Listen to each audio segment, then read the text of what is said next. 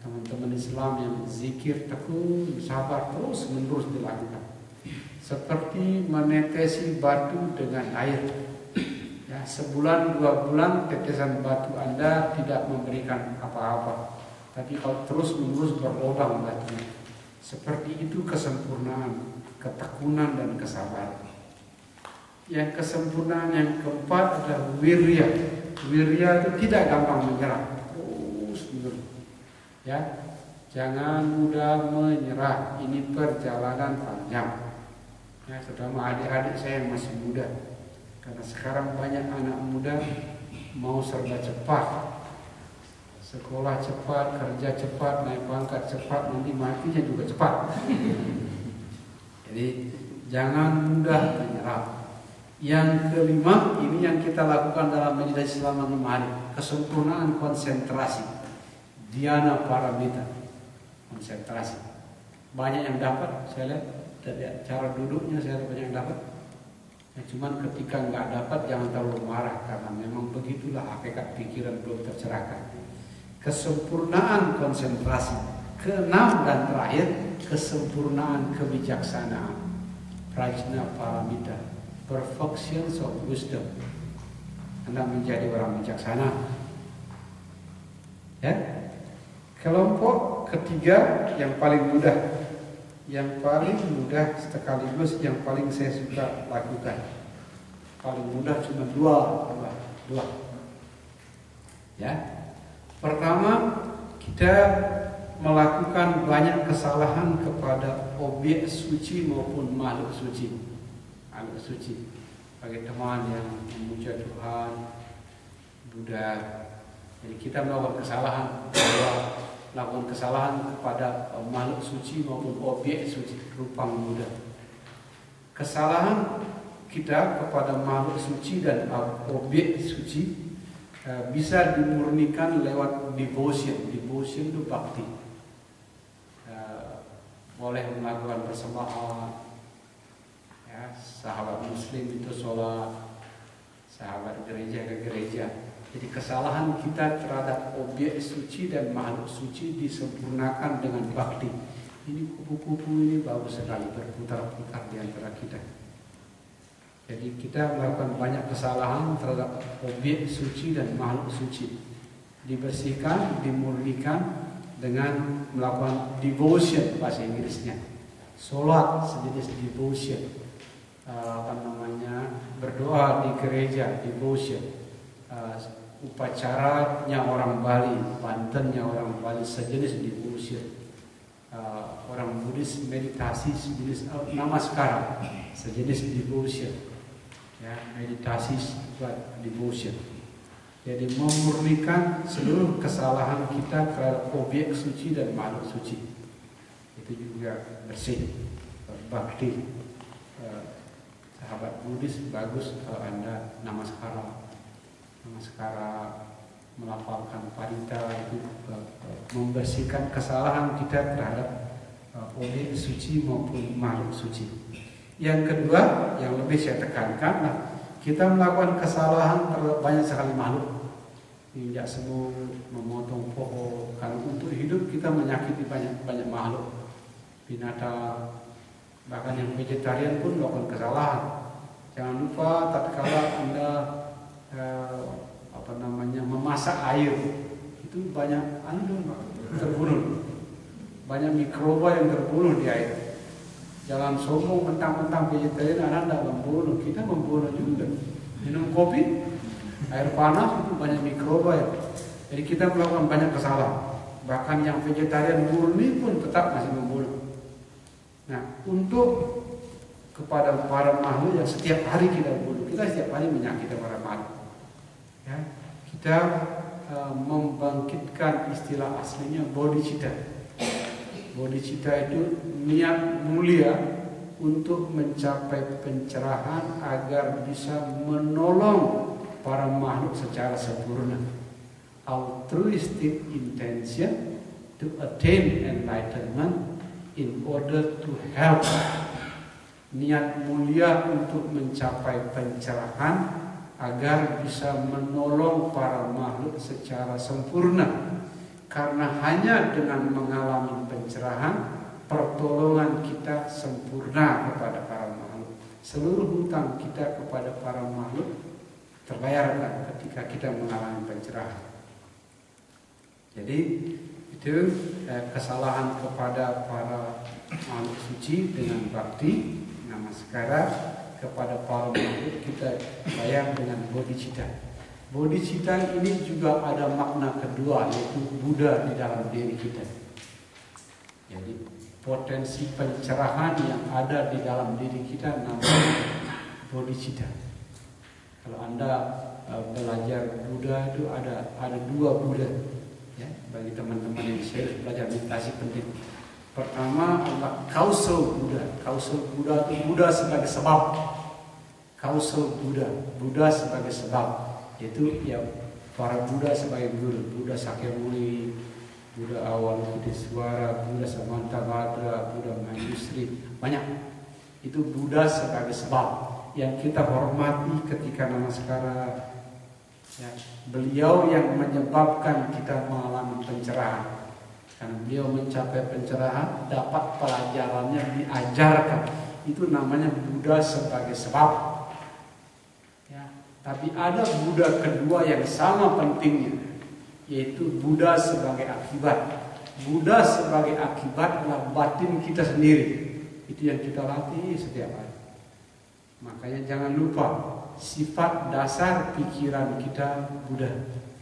Tapi sementara dibungkus oleh kekotoran batin. Sifat dasar pikiran dan batin kita tercerahkan.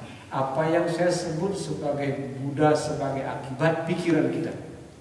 Tapi dia menjadi Buddha sebagai akibat kalau rajin dilatih meditasi dan praktek spiritual lain. Jadi jangan lupa, itu sebabnya membunuh manusia termasuk pelanggaran paling tinggi. Kenapa membunuh manusia termasuk bunuh diri? Pelanggaran tertinggi karena Anda membunuh seorang Buddha. Itu causal Buddha, Buddha sebagai akibat. Ya, ini cerita buku suci dan saya lihat benar-benar. Mata spiritual saya benar. Jadi ada dua kelompok Buddha, Buddha sebagai sebab. Ya kebanyakan sudah wafat, hari nirwana. Tapi Buddha sebagai akibat diri kita, batin kita, pikiran kita. Ya, tapi itu terjadi kalau Anda rajin berlatih. Nah, mengulangi sebagian cerita kemarin, sering saya tanya, apa tanda-tanda orang yang perjalanan spiritualnya sudah bertumbuh? Ada bunganya, ada buahnya. Ya, ada 3 tanda-tanda. Tanda-tanda luar, tanda-tanda dalam, tanda-tanda rahasia. Jadi outer sign, innermost secret signs. Tanda-tanda luar. Tanda-tanda luar sebenarnya banyak, tapi saya hanya boleh membacakan buku suci yang saya sudah alami. Bagaimana cerita terdahulu kan buku suci semuanya berumur lebih dari 1000 tahun. Jadi tanda-tanda luar yang saya ceritakan lah ada di buku suci dan juga saya alami. Karena kalau saya alami berarti kemungkinan saya bisa bertanggung jawab kan. Jika ada di buku suci saya belum alami, bukan saya sebut salah dan bohong, kan tidak boleh. Saya hanya ya masih ada sedikit keraguan. Tanda-tanda luar orang sudah relatif bersih. Kemarin saya bilang ya, Anda sering mimpi ketemu makhluk suci. Jadi kalau di Buddhis Anda ketemu mimpi biksu, ya bagus sekali ada mimpi ketemu guru agung Buddha. Ya itu bagus, apalagi mimpi guru agung Buddha. Tika itu mimpi dua. Jadi mimpi Tika di hari pertama yang orang India ada belakangan ditanya di sini rupanya guru agung Buddha. Tika, jangan lupa kamu ikutin kata-kata Gede Brahma itu. Ya, Mas Rio duduk di tempat ini meditasi pagi siang, saya lupa ngantuk tertidur. Terus tiba-tiba dia mimpi didatangin saya, kakinya saya tendang. Jauh-jauh datang ke sini tidur. Jadi dia terkejut, katanya mimpi saya datang dan kakinya ditendang. Jauh-jauh datang ke sini cuma tidur, dan takut gara-gara mimpi itu bagus ya. Jadi pertama adalah mimpi ketemu orang suci di tempat masing-masing. Ya. Saya termasuk berkah spiritual.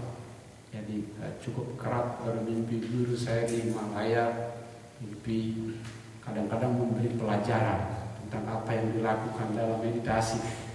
Kadang-kadang memberi huruf. Ini huruf kamu, yoga mimpinya ini, meditasi yang masih dilakukan dan lain-lain. Kadang pernah terjadi bingung. Beliau datang memberi kata Mandarin, mana ngerti saya kata-kata Mandarin.